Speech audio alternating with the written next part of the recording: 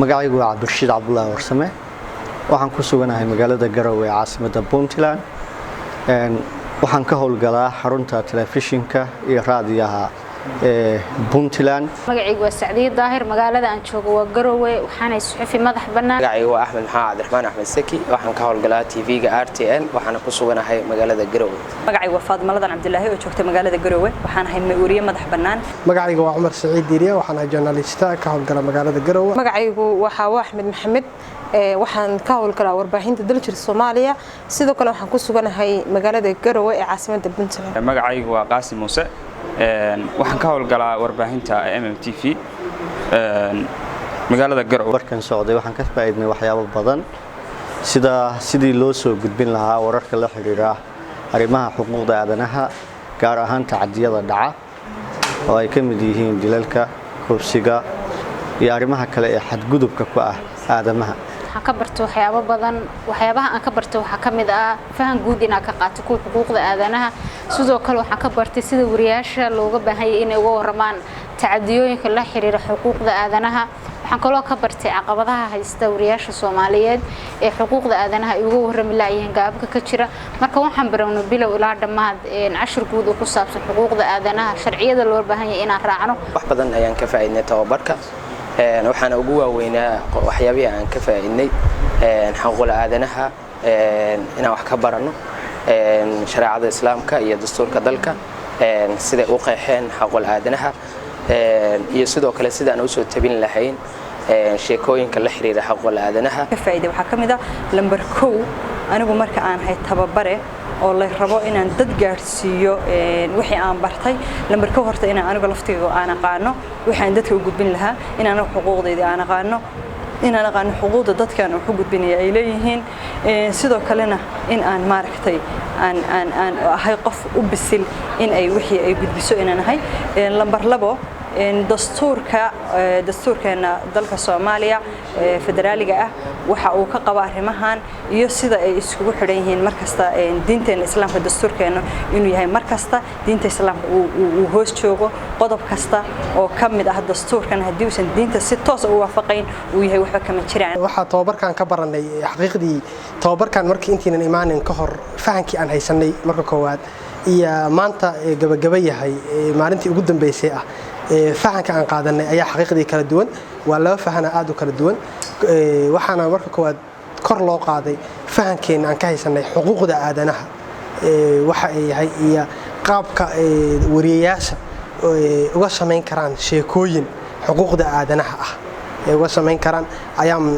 wax badan ka fahanay wax badanna ka baranay sidoo kale waxyaalaha waxa gaarka aan sida gaar ah ka u sii baranay waxa kamid ah shuruucda Soomaaliya ee saxiixday ee caalamiga ah iyo dastuurka Soomaaliya waxyaalaha ay ka dhigay xuquuqda aadanaha iyo kuwa heer isteedba waxaan ka bartay waxyaabo badan oo muhiim u ah shaqadayda iyo dhammaan bulshada aan u shaqeynayo waxaana kamid ah soo tabinta tacadiyada dhaca xuquuqul insaanka wararka ku saabsan wariyaasha mas'uuliyadda ama warbaahinta dhammaan mas'uuliyadda saaran ee soo gudbinta wararka sidoo kale dhinaca sharciga iyo aad u khuseeya shaqadayada ayaa aad maagtay nologu sharaxay annagoo si fiican u fahamnay si aanu shaqadayada ugu dabaqno oo aanu u sii gudbino marka guud ahaan marka la isu soo ururiyo 3 bari casharo aad u muhiim ah ayaan baranay oo ku saabsan dhinaca xuquuqul insaanka iyo waliba shaqadayada warbaahinta sidii aan ugu dabaqi lahayn waxaan ka faa'iidnay sida ay isla shaqeynayaan hay'adaha ka shaqeeya xuquuqda aadanaha iyo saxaafaddu waa koow sidoo kale waxaan ka baranay sida ay wariyaashu u soo gudbin lahaayeen warar ku saabsan xuquuqda aadanaha iyo sida ay wariyaashu u ilaashan lahaayeen xogta xuquuqda aadanaha ay soo rafdeen oo soo heleen sida u ilaashan lahaayeen iyo sida u baahin lahaayeenba horta waxaan ka baranay waa maxay xuquuqda aadanuhu sharciyan diiniyan iyo dastuurka Soomaaliya wixii xuquuqda aadanuhu ka qabo waxaanu si fiican u faahfaahsan aan u baranay oo ka faa'iidnay sharci yaqaanada SJS noo faahfaahiyeen sidii sharcigu wuxuu ka qabo iyo xuquuq iyo sharciyada caalamiga ee mataqaana support gareeya ee xuquuqda aadanaha sidoo kale waxaan ka baranay sida loo ilaashado xogaha muhiimka ee wariyuhu oo sidoo ilaashan lahaa sidoo kale waxaan ka baranay siday wariyaashu ugu shaqeyn lahaayeen oo markasta ay mas'uuliyad iskaga saari lahaayeen sidii u soo gudbin lahaayeen wararka ku saabsan xuquuqul aadanaha. SJS suxufiyiinta Soomaaliyeed iyo guud ahaan saaxiibada ka shaqeeya arrimaha xuquuqda aadanaha waxaan ku dhiirigelinayaa in la xoojiyo wacyiga bulshada gaar ahaan u qareemayaasha oo ay suxufiyiintu ay ka mid yihiin ee la xiriira raadinta xuquuqda aadanaha. waxaan SJS ku bogaadinayaa tababarkan qabashadiisa waxaana kula dardaarmayaa in ay xoojiyaan tababarkan dadka bartayna lagu dhiirigeliyo sidoo kalena lagu dabagalo in ay soo gudbiyaan warbixino iyo warar la xiriira arrimaha xuquuqda aadanaha si bulshadeena xaaladaha ay ku sugan yihiin nololeed tacdiyada ay la kulmayaan dhibaatooyinka kale ee haysta xal loogu helo. SJS waxaan u soo jeedin lahaa in doorka tababaradan xuquuqda aadanaha ay hadda wadan inay sii laba jibaaraan maadaama loo baahan yahay in dadku ay fahmaan doorka xuquuqda aadanaha ee wariyaasha ay ku leeyihiin. waxaan kaloo u soo jeedinayaa in aqoon kororsigan anagu aan helnay aan lagu koobin anaga oo kaliya laakiin la gaarsiiyo deegaano kale iyo meelo ka baxsan magaalooyinka si wariyaal kale ay u fahmaan doorka xuquuqda aadanaha. xuquuq badan oo bulshadeena ka maqan loo soo celiyo sidoo kale in wariyaashu ay la gaarsiiyo aqoon kororsigan oo uu sii balaarto si gaar ah gabdhaha maadaama dadka ugu badan ee tacadiyada uu ku dhacdo wadankeena xagga dumarku u badan yahay. marka sidoo kale wariyaasha Soomaaliyeed waxa kula talinaya kuwa haatan la tababaray in aqoontan ay barteen oo suxufinimadooda ay uga faa'iideystaan oo ay ka waramaan sheekooyinka la xiriira xuquuqda aadanaha si dhaban aqoontan ay u qaataan. kuwa aan wali tababaradan helin waxaan rajeynayaa inay fursad u gaadho laakiin halka fariin oo wariyaasha Soomaaliyeed dhan oranay waxa weeye in tacaddi laga waramo xuquuqda aadanaha laga waramo la soo gudbiyo waa shaqadeena koowaad cidna ayaan lagu hadlayn. suxufiyiinta Soomaaliyeed waxaan soo jeedin lahaa in ay inta badan ay diiradda saaraan sheekooyinka la xiriira xuquuqul aadanaha iyo arrimaha bulshada. sidoo kale SJS waxaan u soo jeedin lahaa in tababarkan ku saabsan